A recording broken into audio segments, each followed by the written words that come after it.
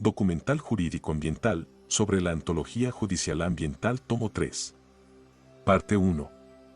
1.3 Ensayos de invitados sobre los temas, criterios o efectos de las sentencias.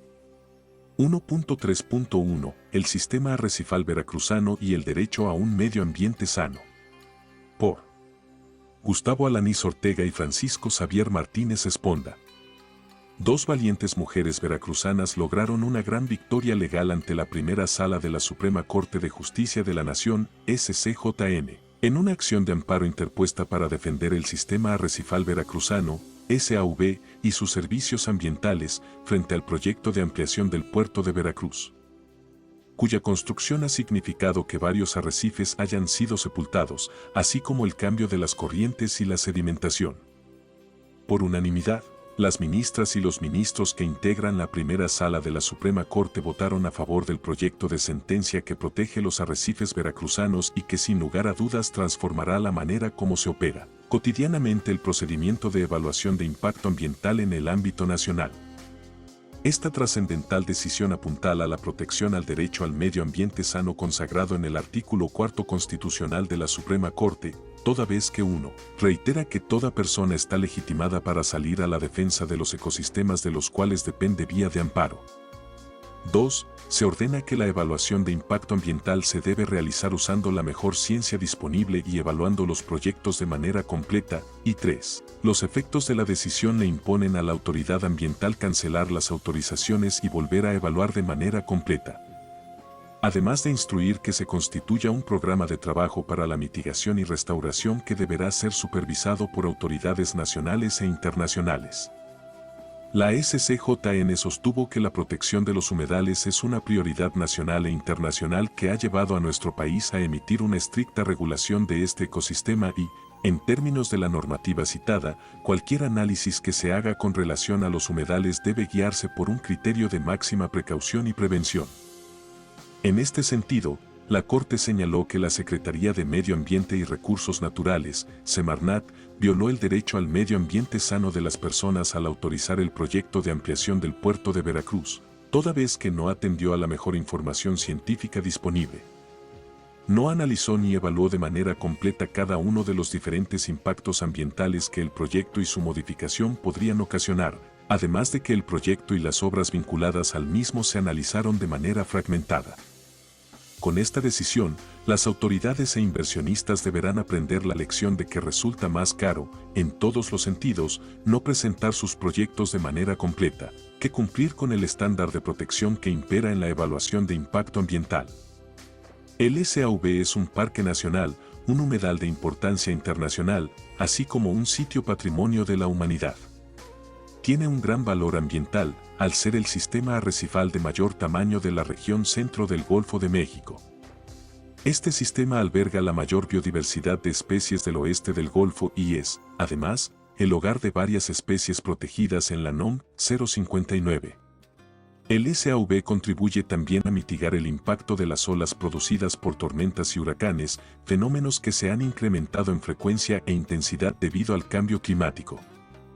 Por las razones anteriormente expuestas, se celebra ampliamente esta decisión y se hacen votos para que en el proceso de ejecución de la sentencia la Semarnat cumpla de manera efectiva con lo que se le ha mandado bajo el estándar más alto de protección consagrado en el Acuerdo Regional sobre el Acceso a la Información, la participación pública y el acceso a la justicia en asuntos ambientales en América Latina y el Caribe, conocido como Acuerdo de Escazú, y del cual México es parte. 1.3.2 Sentencias ambientales en la era del Antropoceno. Análisis del amparo en revisión 54/2021 de la primera sala de la Suprema Corte de Justicia de la Nación de México por Mario Peña Chacón. La justicia ecológica en la era del Antropoceno enfrenta una serie de desafíos relacionados con su objetivo de mantener los procesos fundamentales que sustentan la vida dentro de los límites planetarios, permitiendo un espacio operativo seguro para la humanidad y las demás especies, debiendo ser, a la vez, local, regional, nacional, transfronteriza y planetaria, intrageneracional e intergeneracional e interespecies. En los últimos años, en el ámbito global, altas cortes han estado emitiendo sentencias ambientales de enorme relevancia que buscan dar respuesta a la actual emergencia planetaria en materia de alteración del clima, pérdida de biodiversidad, contaminación y residuos. Estas sentencias presentan una serie de características comunes, tales como cambio en el paradigma jurídico que rige la relación hombre-naturaleza, amplitud y diversidad de fuentes jurídicas utilizadas, enfoque basado en derechos humanos ambientales y desarrollo sostenible, jurisprudencia de principios, rol primordial de la ciencia, flexibilización de las reglas procesales y efectividad. Ante la actual tendencia mundial hacia el enverdecimiento de las Cortes, la Suprema Corte de Justicia de la Nación de México, SCJN, no se ha quedado atrás.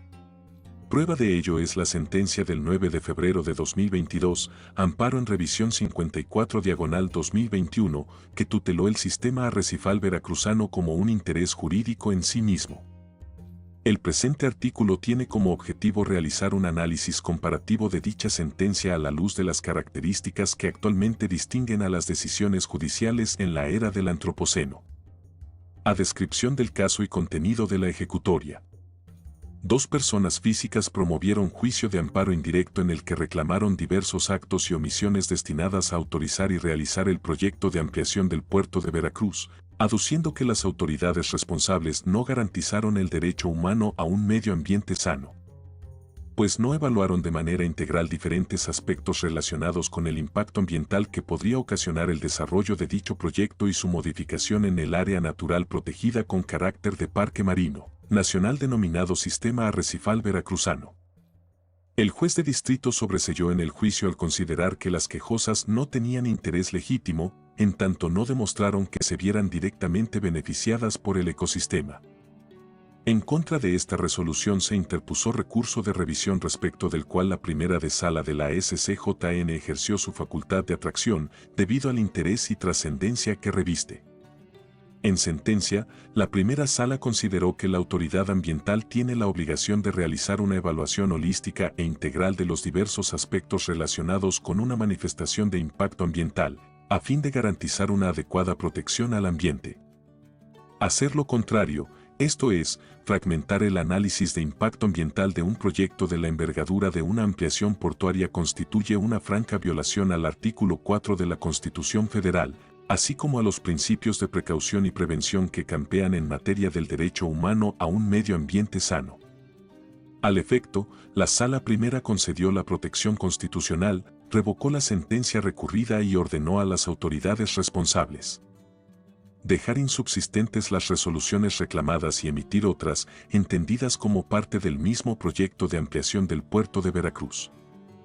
Al emitir las nuevas resoluciones, deberán tomar en cuenta el contenido y las obligaciones impuestas por el derecho a gozar de un medio ambiente sano bajo el estándar de la mejor evidencia científica disponible y a la luz de los principios de precaución, prevención, no regresión e indubio pro aqua, y de manera integral.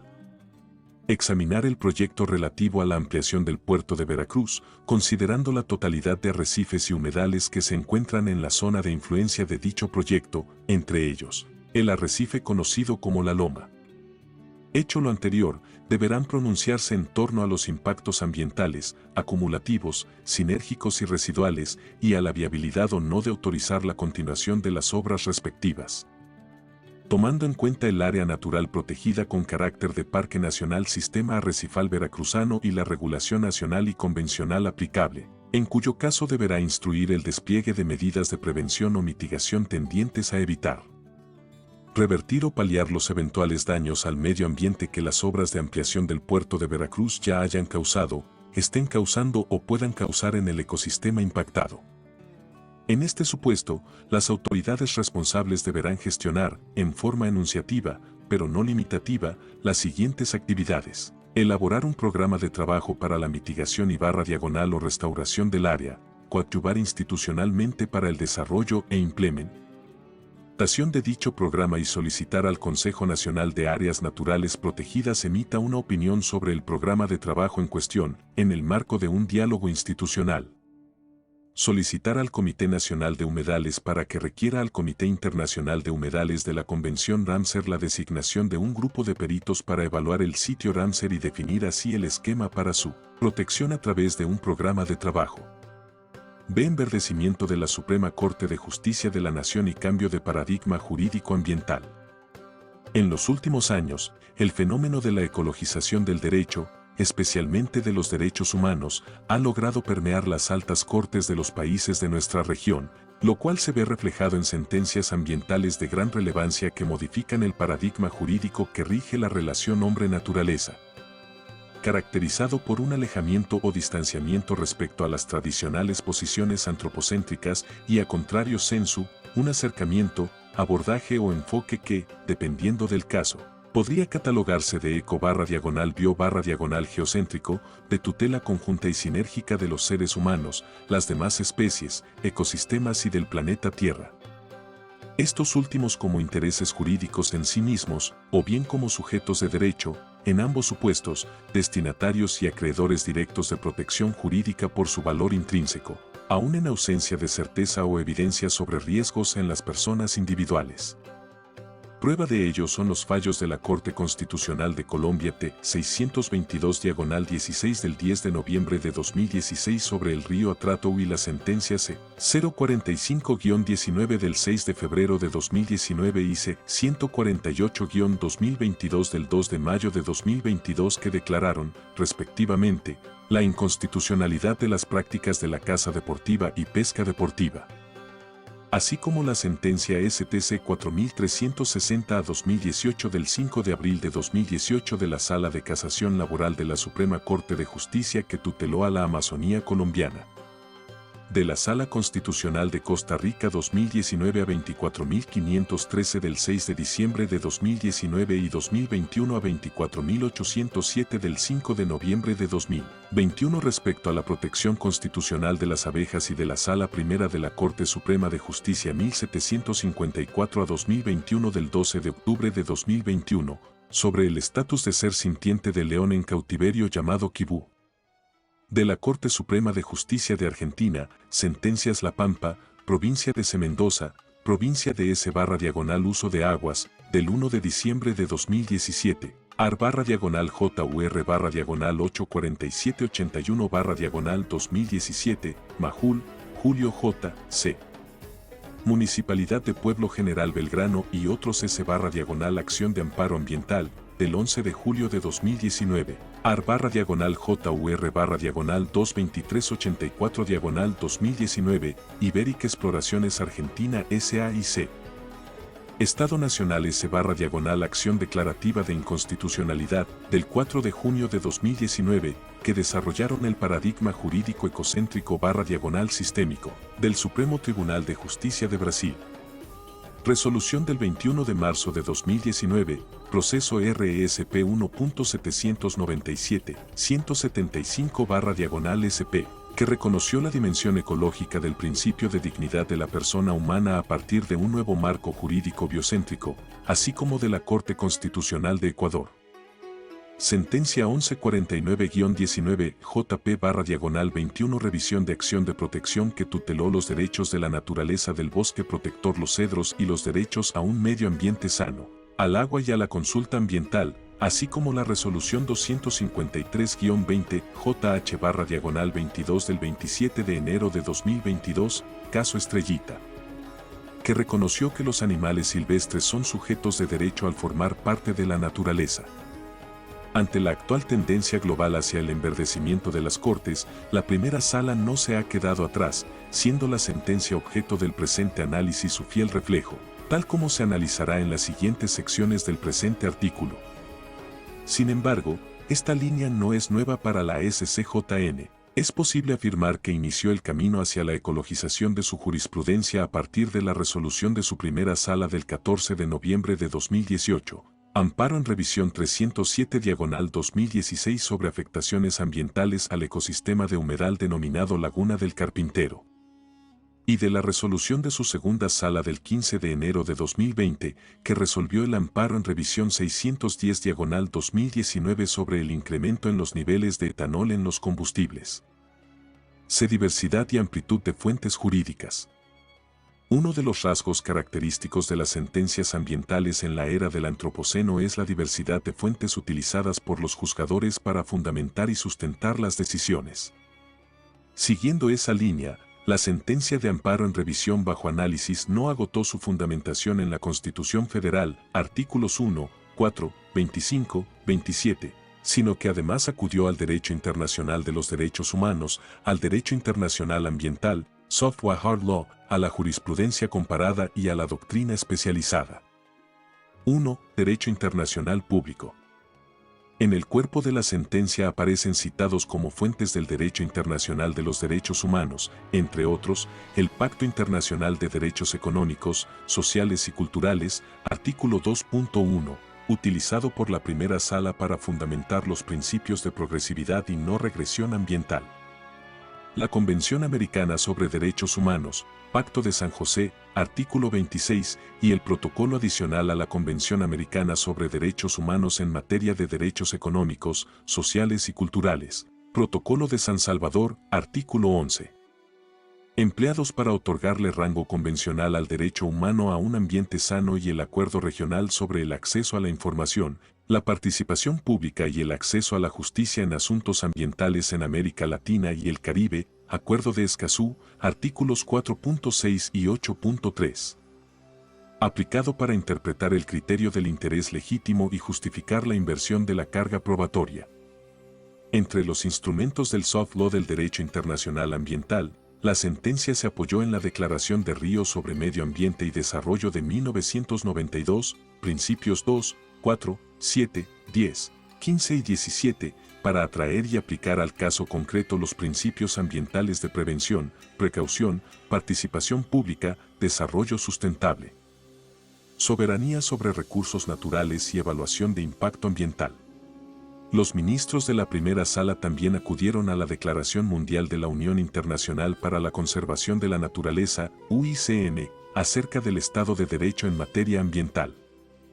Suscrita durante el Congreso Mundial de Derecho Ambiental de la UICN celebrado en Río de Janeiro en 2016, y a la Declaración de Brasilia de Jueces sobre Justicia Hídrica suscrita durante el Octavo Foro Mundial del Agua en 2018, para darle contenido a los principios de función ecológica de la propiedad, indubio pro natura e indubio pro aqua. En materia de derecho internacional ambiental de los tratados o hard law, la primera sala sustentó la protección internacional del sistema arrecifal veracruzano en la Convención relativa a los humedales de importancia internacional, especialmente como hábitat de aves acuáticas, conocida como Convención Ramsar, artículo 2.1. En el Acuerdo de París, por tratarse de un ecosistema que favorece la capacidad de adaptación a los efectos adversos del cambio climático y promueve la resiliencia al clima, así como en la Convención sobre la Diversidad Biológica, artículos 1.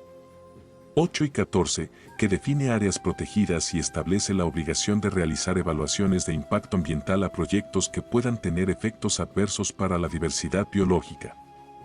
La primera sala puntualizó que la protección de los humedales es una prioridad nacional e internacional que ha llevado a México a emitir una estricta regulación de este ecosistema y que, por ello, cualquier análisis que se haga en relación con los humedales debe guiarse por un criterio de máxima precaución y prevención.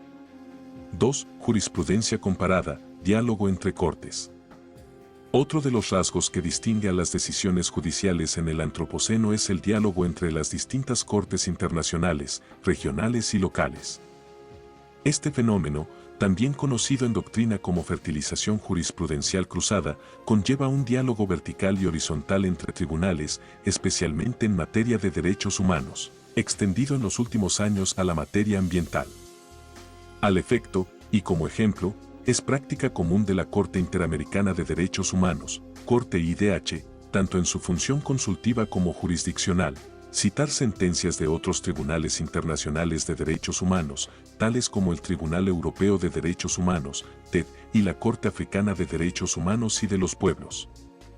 O bien de la Corte Internacional de Justicia, CIJ, y del Tribunal Internacional de Derechos del Mar, TIM.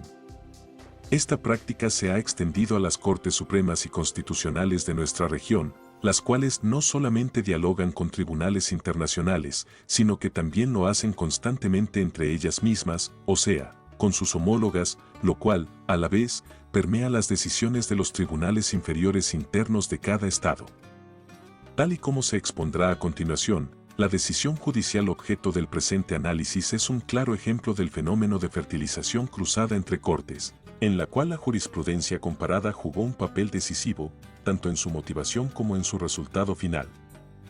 La primera sala acude a la opinión consultiva 23/17 del 15 de noviembre de 2017 de la Corte IDH para darle sustento convencional, basado en el derecho internacional de los derechos humanos, al derecho humano a un ambiente sano, como derecho autónomo con connotaciones tanto individuales y colectivas, y donde bajo un enfoque eco-bio-geocéntrico. El ambiente y sus elementos son considerados intereses jurídicos en sí mismos, destinatarios directos de protección, aun en ausencia de certeza o evidencia sobre riesgo en las personas individuales. También utilizó la OC 23/17 de la Corte IDH en conjunto con la jurisprudencia del Tribunal de Justicia de la Unión Europea, TJUE, y de la Corte Suprema de Justicia de la Nación de Argentina para analizar las omisiones en que incurrieron las autoridades administrativas recurridas en relación con los impactos ambientales acumulativos, sinérgicos y residuales del proyecto de ampliación del puerto de Veracruz, concluyendo que a la luz de los estándares interamericanos en materia de evaluación de impacto ambiental, así como de la jurisprudencia comparada,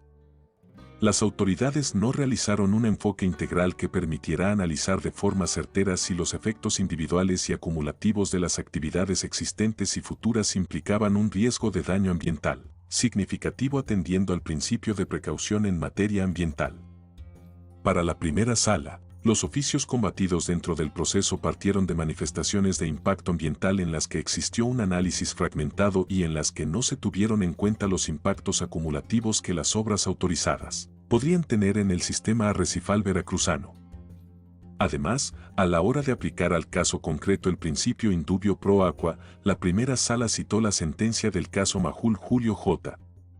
C. Municipalidad de Pueblo General Belgrano y otros S/Acción de Amparo Ambiental de la Corte Suprema de Justicia de la Nación de Argentina del 11 de julio de 2019, AR/JUR/22384/2019.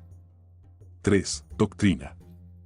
Demostrando el papel capital que ha llegado a obtener la doctrina Aillus ambiental como fuente de derecho, la primera sala utilizó y citó valiosos trabajos académicos de los más destacados juristas de Iberoamérica para motivar, sustentar y fundamentar la decisión objeto de análisis, entre ellos, de Ricardo Luis Laurencetti, Néstor Caferata,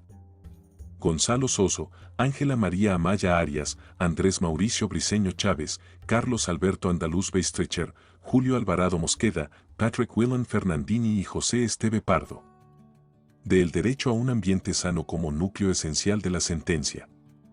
En el ámbito global, el derecho a un ambiente sano, reconocido ampliamente en los ámbitos constitucional y, más recientemente, convencional, se ha constituido en el principal catalizador del litigio ambiental y núcleo esencial de la justicia ecológica. En la resolución aquí analizada, la primera sala aplicó el estándar más alto de protección garantizado por el orden jurídico en torno al derecho humano al medio ambiente sano. Para ello, recuperó su línea jurisprudencial esbozada en el emblemático amparo en revisión 307/2016 sobre afectaciones ambientales al ecosistema de humedal denominado Laguna del Carpintero. A efectos de sustentar su decisión, a partir del párrafo 155 procedió a desarrollar de forma amplia y magistral el marco teórico y jurídico del derecho humano a un ambiente sano, su fundamento axiológico y núcleo esencial, carácter de derecho autónomo, naturaleza colectiva y transversalidad. En cuanto a su naturaleza, acudiendo a diversos instrumentos internacionales, al derecho constitucional comparado y especialmente a la opinión consultiva 23/17 de la Corte IDH, la primera sala concluyó que el derecho a un medio ambiente sano es un derecho autónomo, cuya vulneración no supone como condición necesaria la afectación a otros derechos humanos y de tercera generación en la medida que se fundamenta en la idea de solidaridad. Citando la doctrina de Patrick Willem Fernandini, desarrolló las tres etapas evolutivas del derecho humano al ambiente, una primera, en la que protegía al medio ambiente indirectamente, pues el propósito principal era salvaguardar la salud de las personas, una segunda, en la cual ya se reconoce al medio ambiente como un bien jurídico que debe ser protegido en sí mismo, y, finalmente, una tercera etapa, caracterizada por el desarrollo sostenible. Al amparo de la opinión consultiva 23/17 de la Corte IDH, la primera sala reconoció la estrecha conexión entre la protección del medio ambiente, el desarrollo sostenible y los derechos humanos, exponiendo que el paradigma ambiental se basa en una idea de interacción compleja entre el hombre y la naturaleza que toma en cuenta los efectos individuales y colectivos, presentes y futuros de la acción humana. De acuerdo con lo expuesto en la sentencia, el objetivo del derecho humano al ambiente sano es regular las actividades humanas para proteger a la naturaleza y evitar el daño ecológico como consecuencia mediata o inmediata de la intervención del hombre, ocasionando una afectación a los intereses difusos y colectivos cuya reparación pertenece, como ultima ratio, a la sociedad en general. El núcleo duro de este derecho autónomo y de tercera generación va más allá de los objetivos inmediatos de los seres humanos, ya que no solo atiende al derecho de estos de vivir en un medio ambiente sano y digno, sino también protege a la naturaleza por el valor que tiene en sí misma. Con lo cual se alinea con el criterio de la Corte IDH en la OC 23/17 respecto a considerar al ambiente y sus elementos, bosques, ríos, mares y otros, como intereses jurídicos en sí mismos, aun en ausencia de certeza o evidencia sobre el riesgo a las personas individuales, merecedores de protección por su importancia para los demás organismos vivos con quienes se comparte el planeta. De acuerdo con la sentencia, tratándose del derecho humano al ambiente sano, la idea de obligación prevalece sobre la de derecho y la de responsabilidades colectivas sobre las prerrogativas individuales. Para la primera sala, el derecho al ambiente sano posee dos dimensiones, la primera de carácter objetiva o ecologista, que protege al medio ambiente como un bien jurídico fundamental en sí mismo, que atiende a la defensa y restauración de la naturaleza y sus recursos con independencia de sus repercusiones en el ser humano. La segunda dimensión subjetiva o antropocéntrica, en la que este derecho constituye una garantía para la realización y vigencia de los demás derechos reconocidos en favor de la persona. La sentencia precisa que la vulneración a cualquiera de estas dos dimensiones constituye una violación al derecho humano al ambiente sano. En la misma línea de la Corte IDH en la OC 23/17, la sentencia en análisis establece que el derecho al ambiente posee connotaciones tanto individuales como colectivas. En su carácter colectivo, constituye un interés universal que se debe tanto a las generaciones presentes y futuras, mientras que, en su connotación individual, su vulneración puede tener repercusiones directas e indirectas sobre las personas debido a su conexidad con otros derechos, tales como el derecho a la salud, la integridad personal o la vida, entre otros. Ahora bien, la primera sala fue enfática en señalar que el reconocimiento de la naturaleza colectiva y difusa del derecho al medio ambiente sano no debe ni puede conducir al debilitamiento de su efectividad y vigencia, y mucho menos a la ineficacia de las garantías que se prevén en el ordenamiento jurídico para su protección. De acuerdo con la sentencia, el derecho al medio ambiente sano obliga a la construcción de un nuevo y particular enfoque que atiende tanto a los fines que persigue, como a su naturaleza colectiva, y que, a la vez, se traduce en un principio rector de política pública. Enfoque de desarrollo sustentable. Otro de los elementos que caracteriza a las decisiones judiciales ambientales en la era del antropoceno es la aplicación del enfoque de desarrollo sustentable como fórmula ideal para resolver los casos complejos. Su puesta en práctica es cada vez más común por parte de las altas cortes de nuestra región, entre ellas, la Sala Constitucional de Costa Rica, Corte Constitucional de Colombia, Corte Suprema de Justicia de la Nación de Argentina, Supremo Tribunal de Justicia de Brasil, Corte Suprema de Justicia de Chile y, más recientemente, la Corte Constitucional del Ecuador. La ACJN ya había explorado su aplicación en la controversia 212/2018, reiterando esta línea jurisprudencial por medio de la resolución que aquí se analiza. Para la primera sala, el denominado enfoque de desarrollo sustentable está diseñado para resolver conflictos en materia de protección al medio ambiente y diversas atribuciones de uso de suelo, ordenamiento territorial, desarrollo urbano, así como cualquier otra que incida en la protección medioambiental. La primera sala encuentra este enfoque particularmente útil para el caso en concreto, en el que se encuentra involucrada un área natural protegida, como lo es el Parque Nacional Sistema Arrecifal Veracruzano, que incluye al arrecife conocido como La Loma, cuya posible afectación se hace valer en los conceptos de violación derivado de las obras autorizadas en los oficios reclamados. En la resolución, la primera sala expone que la protección de los recursos naturales de la biodiversidad debe ser conforme al principio de transversalidad, que encuentra su fundamento en el artículo 25 de la Constitución Federal, el cual dispone que el desarrollo nacional debe ser sustentable. Conforme a los criterios de equidad social y productividad, la Carta Magna Mexicana ordena impulsar la economía sujeta al interés público y al uso de los recursos productivos, cuidando su conservación y el medio ambiente. De acuerdo con la sentencia, el mandato constitucional de sustentabilidad que rige el desarrollo nacional debe entenderse vinculado a la función, no solo social, sino también a la ecológica de la propiedad señalada en el artículo 27 constitucional, que prevé el derecho de la nación, en todo tiempo, de imponer a la propiedad privada las modalidades que dicte el interés público, así como de regular, en beneficio social, el aprovechamiento de los elementos naturales susceptibles de apropiación cuidando su conservación, la cual se ve reforzada por el artículo 4 constitucional que determina que el daño o el deterioro ambiental son causa de responsabilidad para quien lo provoque. La función ecológica de la propiedad es uno de los pilares en los que la SCJN ha construido su línea jurisprudencial progresiva en favor del ambiente y el desarrollo sustentable. En la sentencia analizada, la primera sala desarrolló las principales características e implicaciones que conlleva el Instituto Constitucional de la Función Ecológica de la Propiedad. En ese sentido, dispuso que la función ambiental se refiere al deber de mantener las funciones ecológicas esenciales asociadas a los recursos naturales y a abstenerse de realizar actividades que puedan perjudicar tales funciones. Implica conservar la diversidad biológica,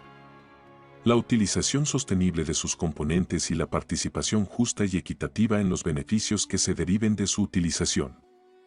La función ecológica de la propiedad trasciende a cualquier uso que se le pueda dar a la propiedad y los deberes de conservación y restauración que implica son obligatorios para los propietarios, ocupantes y usuarios del sitio.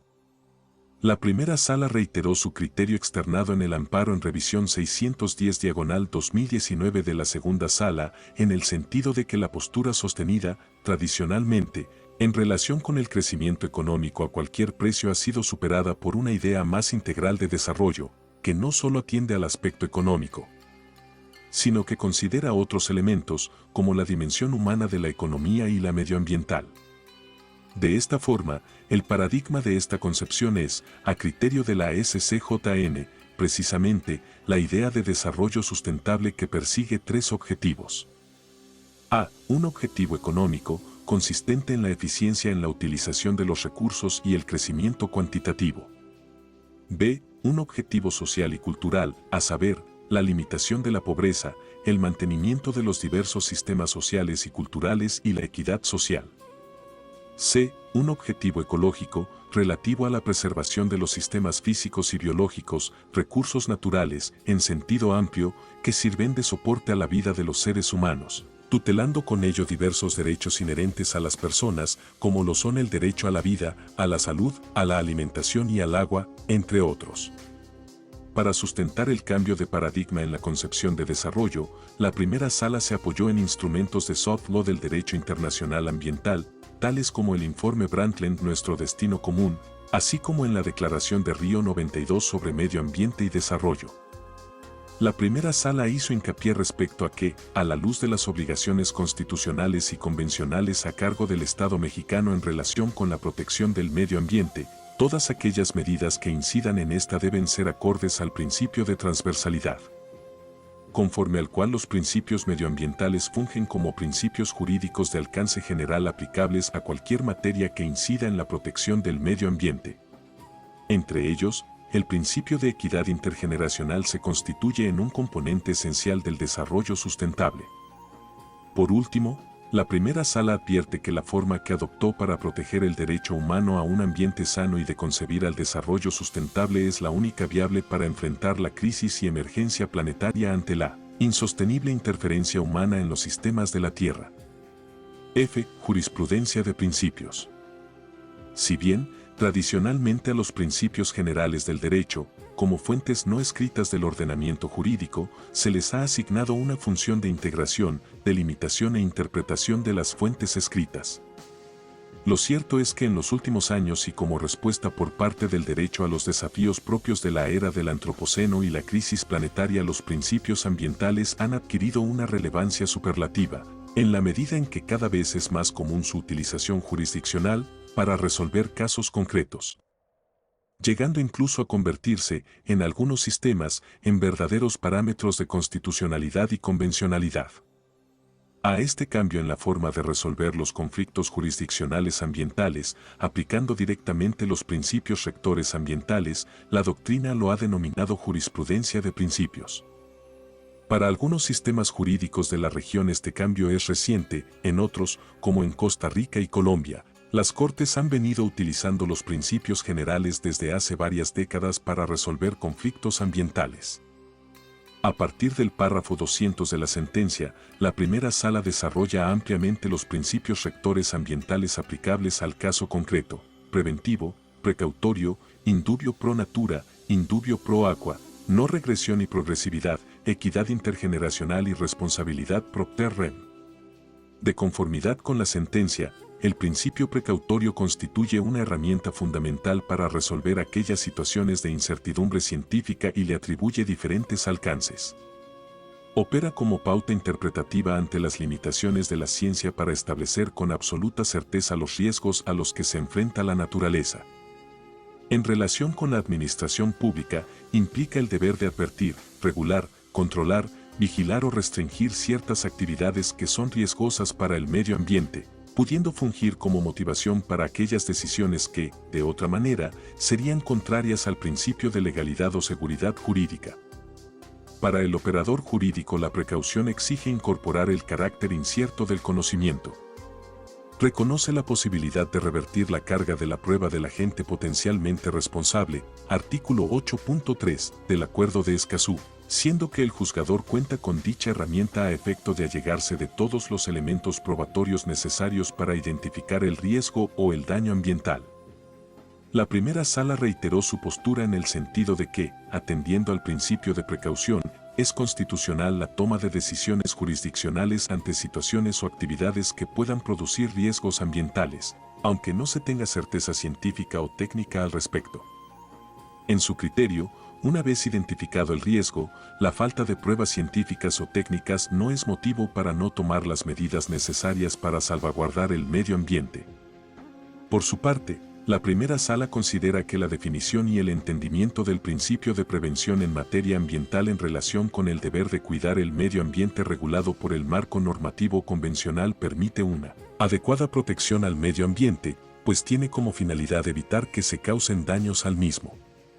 En ese sentido, el principio de prevención es considerado por la SCJN como el medio más relevante para evitar el daño ambiental o la regla de oro sobre la cual se yerguen los demás principios en materia ambiental, y lo define como el conjunto de medidas destinadas a evitar que el daño ambiental se verifique,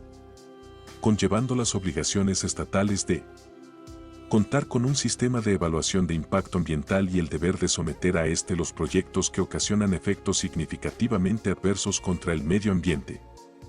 crear normas de calidad y emisión ambientales y el deber de respetarlas, contar con un régimen de responsabilidad ambiental y de sancionar las conductas que atenten contra él, así como de perseguir la reparación del entorno en los causantes de daños, y su respectivo correlativo de soportar las sanciones y el deber de reparar el daño causado. Ahora bien, tal y como lo señala la sentencia, la Corte IDH ha señalado que como frecuentemente no es posible restaurar la situación existente antes de la ocurrencia de un daño ambiental, la prevención debe ser la política principal respecto a la protección del medio ambiente. En cuanto al tipo de daño que se debe prevenir, ha dispuesto que los estados deben tomar medidas para prevenir el daño significativo al medio ambiente y que su existencia debe determinarse en cada caso concreto, con atención a las circunstancias particulares del mismo. De igual manera, ha considerado que la obligación de prevención en derecho ambiental significa que los estados están obligados a usar todos los medios a su alcance con el fin de evitar que las actividades que se lleven a cabo bajo su jurisdicción causen daños significativos al medio ambiente. En esa misma línea, la primera sala atrajo e hizo suyos las obligaciones estatales desarrolladas por la Corte IDH en la opinión consultiva 23/17 en relación con el principio preventivo, incluyendo los deberes estatales de regular, supervisar y fiscalizar, requerir y aprobar estudios de impacto ambiental, establecer un plan de contingencia y mitigar en casos de ocurrencia de daño ambiental. También se apropió de los estándares interamericanos en materia de evaluación de impacto ambiental de la OC 23/17 de llevarse a cabo antes de la realización de la actividad, ser realizado por entidades independientes bajo la supervisión del Estado, abarcar el impacto acumulado, participación de las personas interesadas y respetar tradiciones y cultura de los pueblos indígenas y contenido de los estudios de impacto ambiental. Es importante destacar que la primera sala se dio a la tarea de distinguir entre el principio de prevención y el de precaución, que si bien están estrechamente relacionados, encuentran diferencias puntuales entre sí.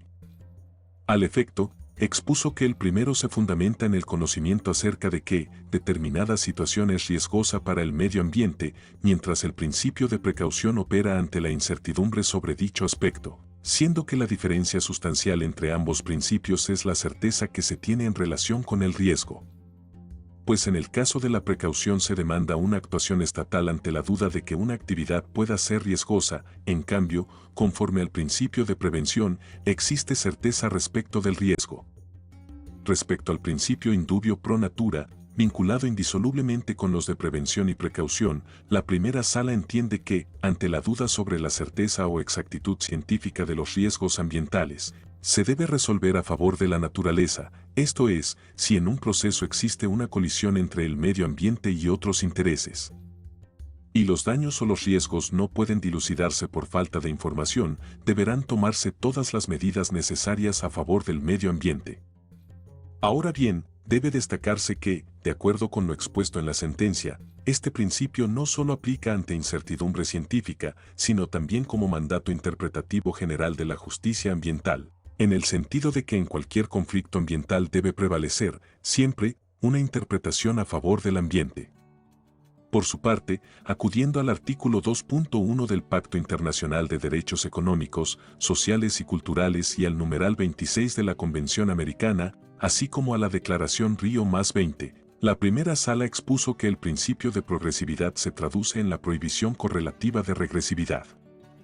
Lo que implica que una vez que se ha llegado a determinado nivel de protección, el Estado se encuentra vedado a retroceder en esa garantía, salvo que se cumpla con un estricto juicio de proporcionalidad, en términos del cual se demuestre que la medida regresiva es imprescindible para cumplir con un fin constitucionalmente válido. De acuerdo con lo desarrollado en la sentencia, este principio conlleva una serie de obligaciones específicas a cargo del Estado como la de adoptar medidas hasta el máximo de los recursos que disponga, mejorar continuamente el disfrute de los derechos, medir el disfrute de los derechos,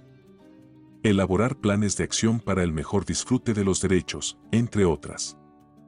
La sentencia sostiene que este principio se relaciona estrechamente con los espacios o áreas naturales protegidas, pues conforme al mismo se limitan las posibilidades de disminuir o modificar injustificadamente cualquier nivel de protección alcanzado con la Declaración Especial de Protección. Por lo que considera que el concepto de nivel de protección alcanzado es fundamental para la aplicación de este principio. Por su parte, citando la sentencia de la Corte Suprema de Justicia de la Nación de Argentina del caso Majul Julio J. C. Municipalidad de Pueblo General Belgrano y otros S/Acción de Amparo Ambiental del 11 de julio de 2019, AR/JUR-22384-2019, así como la Declaración de Brasilia de Jueces sobre Justicia Hídrica, la primera sala entiende que el principio indubio pro aqua prevé que ante la incertidumbre científica que pudiera surgir en torno al riesgo de daño ambiental, las controversias en la materia deberán ser resueltas del modo más favorable a la protección y preservación de los recursos de agua y ecosistemas conexos. Este principio enfatiza la necesidad de asegurar un nivel de protección alto a los recursos hídricos, así como a cualquier elemento del entorno natural que esté interrelacionado con el agua y resulta particularmente relevante en el ejercicio de cualquier competencia vinculada con actividades humanas sobre el agua y los ecosistemas relacionados. En estrecha vinculación al principio indubio pro aqua está el principio propter rem, que de acuerdo con la sentencia conlleva un deber de diligencia, due diligence, en relación con la protección ambiental que tiene el propietario ocupante o usuario respecto de la propiedad y se transmite ad infinitum sin que sea necesaria una aceptación tácita o expresa, por lo que la responsabilidad ambiental respecto de la propiedad es, en este sentido, ambulatoria o inherente a la cosa, a la naturaleza, trasladándose de propietario en propietario, o bien, de usuario en usuario. A raíz de este principio, en las áreas de conservación de la biodiversidad, los propietarios, ocupantes o usuarios de los predios que las conforman, heredan o adquieren la responsabilidad ambiental de que el uso de la propiedad en estos sitios está delimitado a su función ecológica, esto en términos de los artículos 4, 25 y 27 de la Constitución Federal. Así, para la primera sala la responsabilidad propter rem en áreas de conservación de la biodiversidad implica que su uso habrá de ser siempre en función de los servicios ecológicos en beneficio público y de equidad intergeneracional. Debe resaltarse que, de acuerdo con la sentencia, los actos reclamados no se emitieron en apego al estándar de la mejor evidencia científica disponible ni a la luz de los principios de precaución, prevención, no regresión e indubio pro aqua que requiere el derecho humano al ambiente sano, motivo por el cual fueron revocados. Lo anterior demuestra la importancia crucial que han adquirido los principios rectores ambientales. Rol primordial de la ciencia. Otro factor para destacar fue el papel primordial que ostentó la ciencia en la decisión judicial bajo estudio. Tal y como se expuso anteriormente, para la primera sala la mejor evidencia científica disponible junto con los principios rectores ambientales se constituye en estándares o parámetros de cumplimiento para lograr una adecuada protección del derecho humano a un ambiente sano. Dos claros ejemplos de lo anterior fue la forma en que la primera sala abordó los servicios ambientales, así como la evaluación holística e integral de la manifestación de impacto ambiental. De acuerdo con la sentencia, los servicios ambientales se definen y se miden a través de pruebas científicas y técnicas que, como todas en su ámbito, no son exactas ni unívocas, lo cual implica que no es posible definir el impacto de un servicio ambiental en términos generales o a través de una misma unidad de medición. Siendo que algunos servicios ambientales se deberán definir a través de pruebas científicas improbables. Para la primera sala, la exigencia de evidencias unívocas sobre la alteración de un servicio ambiental constituye una medida de desprotección del medio ambiente derivada del desconocimiento del funcionamiento de los ecosistemas, pues en muchas ocasiones, cuando estas consecuencias resultan perceptibles para el ser humano, es porque el daño al medio ambiente ya es irreparable o irreversible.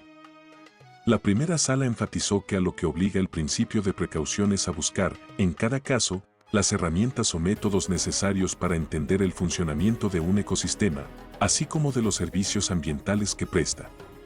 Lo anterior, siempre con miras a garantizar su conservación a la luz del principio indubio pro ambiente. Por otra parte, con base en el procedimiento administrativo para la evaluación del impacto ambiental previsto en la Ley General de Equilibrio Ecológico y la Protección al Ambiente, así como en su reglamento en materia de evaluación del impacto ambiental. La primera sala consideró que la autoridad competente debe realizar un análisis integral y holístico del proyecto, plan o programa sometido a su autorización, de acuerdo con su naturaleza, objetivos, características, distribución espacial de obras o actividades principales de servicios y asociadas bajo el estándar de la mejor evidencia científica disponible y a la luz de los principios de precaución, prevención, no regresión e indubio pro aqua. Además, de acuerdo con el procedimiento referido, la autoridad debe tomar en cuenta los posibles efectos de las obras o actividades a desarrollarse en el o los ecosistemas de que se trate, tomando en cuenta el conjunto de elementos que los conforman, y no únicamente los recursos que fuesen objeto de aprovechamiento o afectación directa. Asimismo, al emitir la evaluación del impacto ambiental, la primera sala enfatizó que la autoridad debe analizar si por la interacción de las obras, actividades y proyectos que pretendan desarrollarse en sitios en los que por su interacción los diferentes componentes ambientales regionales se prevean impactos acumulativos, sinérgicos o residuales, significativos o relevantes, susceptibles de ocasionar la destrucción, el aislamiento o la fragmentación de los ecosistemas. En este contexto, de acuerdo con la sentencia, constituye una obligación de la autoridad emitir la resolución correspondiente de manera fundada y motivada, en la que se pronuncie sobre la totalidad de un proyecto sometido a su autorización teniendo en cuenta la información científica relevante, oportuna. suficiente y fidedigna que sea facilitadora en la toma de decisiones, en particular, que le permita identificar la viabilidad ambiental del proyecto que evalúa. Ello, pues solo haciendo una evaluación holística e integral se puede determinar si autoriza o niega la obra, actividad o proyecto y, en caso de autorizarla, si sujeta su realización a la modificación del proyecto o al establecimiento de medidas adicionales de prevención y mitigación que tengan por objeto evitar, atenuar o compensar los impactos ambientales adversos susceptibles de ser producidos. Además, solo bajo un análisis integral y completo, puede fijar las condiciones y requerimientos ad hoc que deban observarse tanto en la etapa previa al inicio de la obra o actividad como en sus etapas de construcción, operación y abandono, garantizando así una adecuada protección al medio ambiente. Flexibilización de las reglas procesales. Las sentencias ambientales en la era del Antropoceno también se caracterizan por flexibilizar las reglas procesales tradicionales o clásicas, a efectos de ajustarlas y amoldarlas a una serie de nuevas situaciones para las cuales, en la mayoría de los casos, no fueron concebidas ni diseñadas, y con ello, lograr dar respuestas procesales efectivas sin violentar o transgredir el debido proceso. Ya en el amparo en revisión 307/2016 sobre afectaciones ambientales al ecosistema de humedal denominado Laguna del Carpintero, la propia primera sala de la SCJN había llegado a la conclusión de la necesidad de flexibilizar las reglas del juicio de amparo ambiental, entre ellas los institutos procesales de la legitimación por interés legítimo, la relatividad de las sentencias y la inversión de la carga de la prueba, a efecto de convertir el juicio de amparo en un mecanismo procesal efectivo para la protección constitucional del ambiente ante el riesgo de su afectación y su reparación integral. Ahora bien, en la sentencia objeto del presente análisis, la primera sala retomó la metodología y línea jurisprudencial esbozada en el amparo en revisión 307/2016, respecto a los elementos que deben ser tomados en consideración para determinar la existencia de interés legítimo en juicios de amparo en materia ambiental. En ese sentido, la primera sala consideró que el entorno adyacente de un ecosistema, entendido como su área de influencia delimitada a partir de los servicios ambientales que presta, puede ser utilizado como criterio para verificar el interés legítimo en los juicios de amparo ambientales. De ahí que en esos casos se puede acreditar dicho interés con la existencia de un vínculo entre quien alega ser titular del derecho ambiental y de los servicios ambientales que presta el ecosistema presuntamente vulnerado, vínculo que surge, por ejemplo, cuando la parte quejosa demuestra habitar o utilizar su entorno adyacente, sin que para ello resulte necesario demostrar que el daño al medio ambiente efectivamente existe, pues atendiendo al principio de precaución, tal circunstancia debe constituir la materia de fondo del juicio de amparo. Si bien la primera sala señaló que los juzgadores tienen la obligación de hacer una interpretación amplia en relación con la legitimación activa en el juicio de amparo en materia ambiental, principio 10 de la Declaración de Río 92 y artículos 4.6 y 8.3 del Acuerdo de Escazú, dejó claro que ello no es sinónimo de acción popular o de legitimación ilimitada, ya que para acreditar el interés legítimo, es necesario demostrar que quien acude al juicio es beneficiario de los servicios ambientales que presta el ecosistema que estima afectado. Por último, la primera sala reiteró la posición externada en el amparo en revisión 307/2016, respecto a que a la luz del principio de precaución y del artículo 8.3 del Acuerdo de Escazú, se reconoce la posibilidad de revertir la carga de la prueba a cargo del agente potencialmente responsable, es decir, en virtud de este principio, el juzgador cuenta con dicha herramienta a efecto de allegarse de todos los elementos probatorios necesarios para identificar el riesgo o el daño ambiental. Y, efectividad.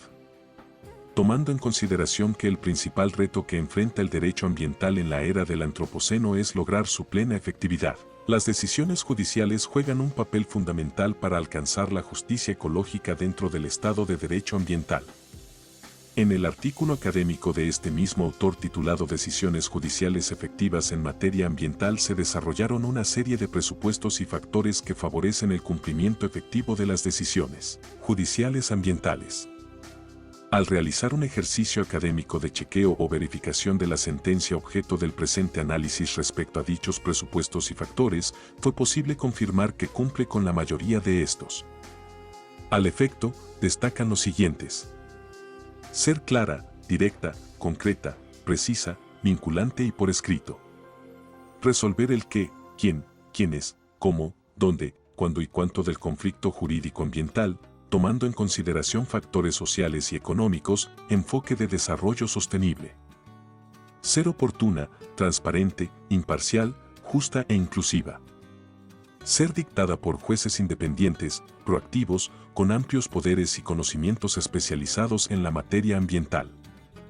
Estar fundamentada tanto en derecho ambiental y sus principios rectores como en la mejor evidencia científica disponible. Tomar en consideración a las generaciones presentes y futuras, así como a las demás especies y ecosistemas con los cuales el ser humano comparte el planeta, como intereses jurídicos en sí mismos. Paradigma eco-bio-geocéntrico. Integrar el enfoque basado en derechos humanos, especialmente en relación con poblaciones vulnerables y de ecologización de los derechos humanos. Incluir planes de aplicación y cumplimiento en el espacio y el tiempo, tomando en cuenta la existencia de capacidades técnicas, institucionales y presupuestarias para su efectiva ejecución. J. Reflexiones finales. La resolución objeto del presente análisis constituye un mirencast regional y global en materia de derechos humanos ambientales y tutela de arrecifes y humedales. En la sentencia, la primera sala de SCJN, luego de un análisis constitucional, convencional y legal, concluyó que la protección de los humedales, incluyendo los arrecifes de coral, es una prioridad nacional e internacional que ha llevado al país a emitir una estricta regulación de este ecosistema y que, por ello, cualquier análisis debe guiarse por un criterio de máxima precaución y prevención y bajo el estándar más alto de protección garantizado por el orden jurídico en torno al derecho humano al medio ambiente sano. Se trata de una resolución jurisdiccional en la que los derechos humanos, el medio ambiente y el desarrollo sostenible se fusionan para formar un poderoso tridente para afrontar la actual emergencia planetaria. Luego del análisis aquí realizado se concluye fehacientemente que la sentencia cumple a cabalidad con los presupuestos que actualmente caracterizan a las decisiones judiciales en la era del Antropoceno, poniéndose la Suprema Corte de Justicia mexicana a la cabeza a nivel global en materia de justicia ecológica. 1.3.3 Aportes del derecho y la justicia para el presente y futuro de las áreas naturales protegidas en Latinoamérica. Por Claudia S. de Wind. Los países de la región latinoamericana dedicaron grandes esfuerzos a la creación y consolidación de áreas naturales protegidas, ANP, en las regiones fronterizas del hemisferio, con presencia de tensiones en las décadas de 1960 y hasta la de 1980, en ese entonces, vistas como posibles fuentes de conflictividad. Algunos ejemplos de esto son la creación del Parque Binacional La Amistad entre Costa Rica y Panamá y de la región Trifinio, territorio unificado alrededor de la biosfera de Montecristo compartida por Guatemala, Honduras y El Salvador. El establecimiento de áreas naturales protegidas ha desarrollado un papel fundamental en el logro de dos de los propósitos esenciales de la política multilateral en la región. A. Afianzar la paz y la seguridad internacionales. B. Prevenir las posibles causas de dificultades y asegurar la solución pacífica de controversias que surjan entre los estados. C. Realizar la cooperación internacional en la solución de problemas internacionales de carácter económico, social, cultural o humanitario. Si bien la Convención para la Protección de la Flora, de la Fauna y de las Bellezas Escénicas Naturales de los Países de América, de octubre de 1940, sentó las bases de los sistemas de ANP con que cuentan hoy en día sus 23 estados partes, esta convención, también conocida como la Bella Durmiente, aún teniendo un gran potencial como instrumento para la conservación, presenta algunos desafíos, entre ellos en cuanto a la convergencia con la nomenclatura actual, el seguimiento y la institucionalidad que afectan su aplicación y cumplimiento. Sin embargo, la traemos a colación, por 4 obligaciones que adquieren en ella los estados y que han sido retomados o incorporados por la labor judicial en la protección de áreas naturales y el cuidado de nuestra casa común. La primera es la obligación de las partes de legislar para la protección de regiones y objetos naturales de interés estético, histórico, científico y sus condiciones endémicas. La segunda tiene que ver con lo que hoy se conoce como el principio de no regresión. La tercera se refiere a la prohibición de la explotación con fines comerciales. Artículo 3. Las riquezas existentes en ellos, Los parques nacionales no se explotarán con fines comerciales. La cuarta se enfoca en la obligación de cooperar para promover los propósitos de la Convención, proteger y conservar las especies de flora y fauna en su medio ambiente natural, así como regiones y objetos naturales de interés estético, histórico, científico, entre otros. Ante la progresividad de la crisis ecológica, los poderes judiciales de la región han incursionado en la búsqueda de respuestas para cumplir con su deber constitucional en cuanto a la protección del ambiente. La justicia ha hecho importantes aportes para garantizar la integridad de esos espacios naturales a los que los legisladores han otorgado protección en el ámbito de los sistemas y marcos jurídicos de áreas protegidas. Dos instrumentos de no muy larga data hoy contribuyen significativamente a la labor judicial en la protección de las áreas protegidas. La Declaración de Brasilia sobre Justicia Hídrica y los principios jurídicos medioambientales aprobados por la Cumbre Judicial Iberoamericana y elaborados por el Poder Judicial de Chile con apoyo conjunto de la Secretaría General de la OEA junto con la Comisión de Justicia Ambiental de la citada cumbre. En este escenario e incluso valiéndose de los instrumentos citados, las tendencias de la jurisprudencia de la región han sentado algunos criterios, a saber: 1. La alteración o supresión solo es permitida a través de ley. 2. Uso del principio de no regresión socioambiental. 3. Función ecológica de la propiedad. Los usos de la propiedad privada y el derecho a la propiedad privada pueden ser limitados para fines de conservación. El derecho de propiedad y la propiedad misma se integra como un todo, en la medida que importe obtener un beneficio responsable y que entre sus funciones sociales comprenda la ecológica y el respeto al medio ambiente. 4. Principio precautorio. Con el fin de proteger el medio ambiente, se deberá aplicar ampliamente el criterio de precaución conforme a sus capacidades.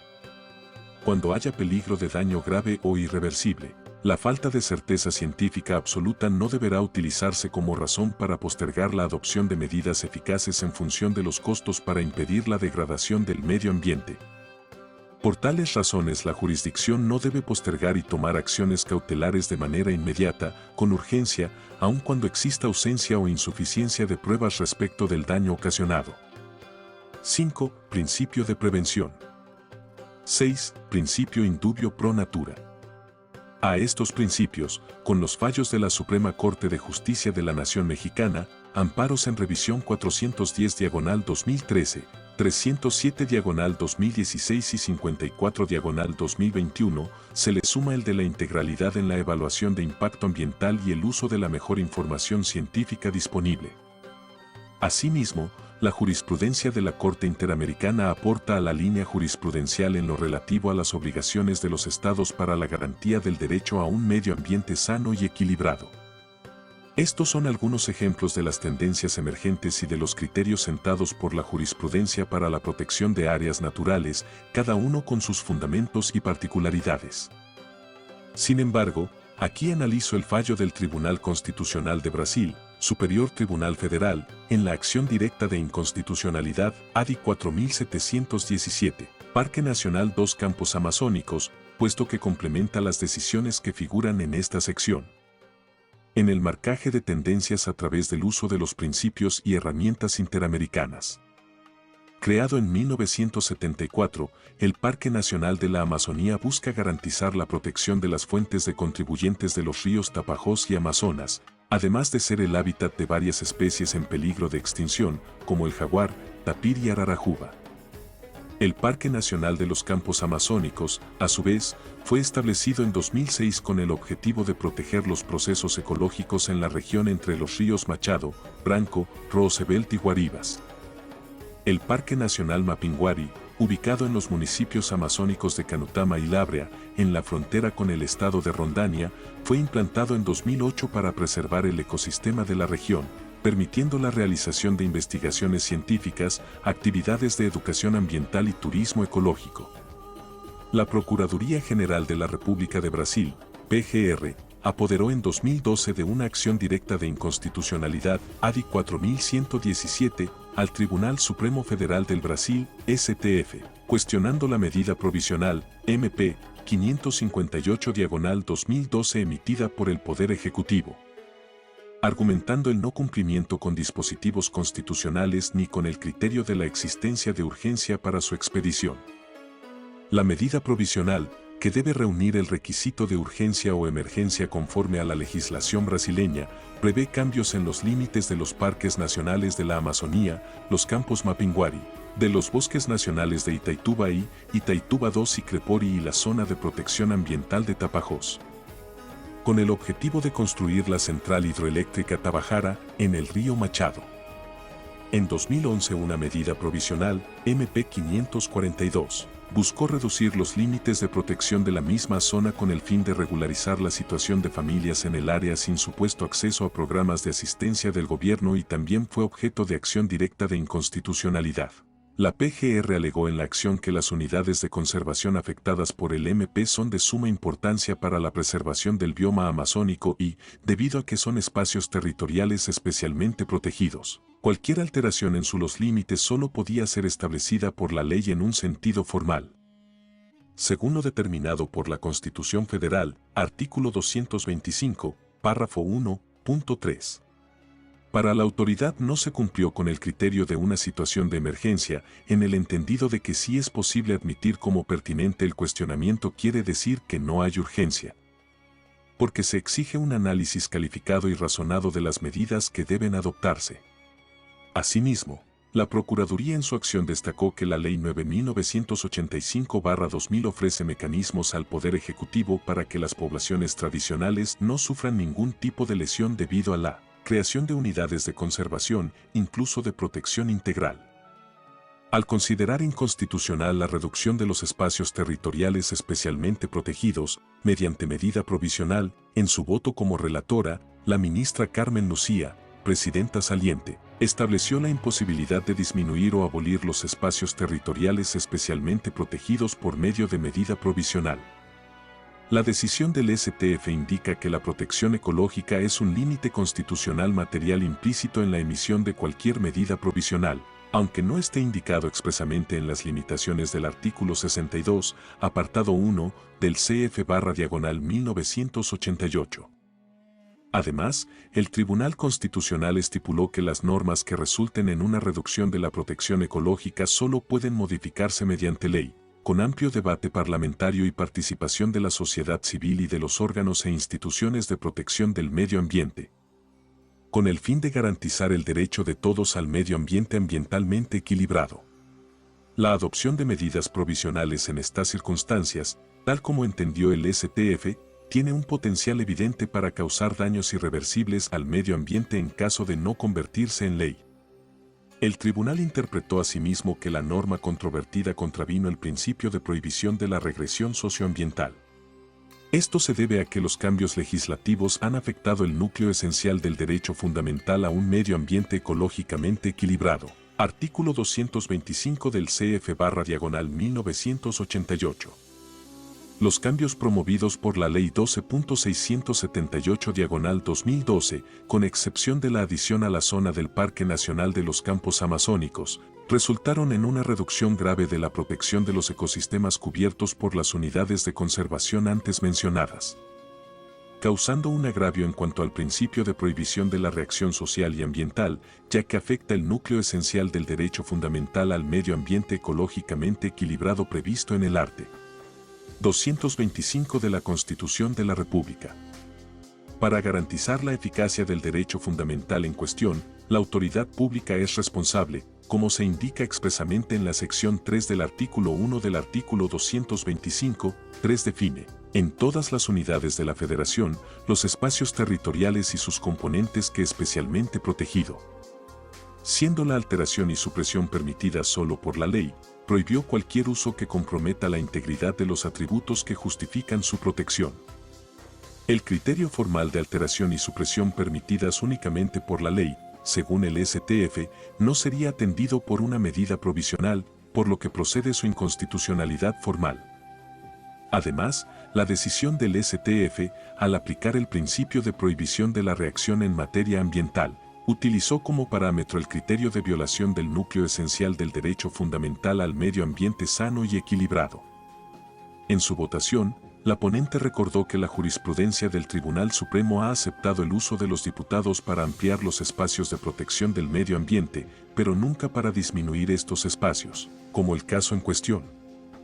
La ministra citó precedentes en los que el STF concluyó por la posibilidad de modificar, pero siempre en casos que se referían a normas favorables al derecho al medio ambiente saludable, lo que también era coherente con el principio de precaución.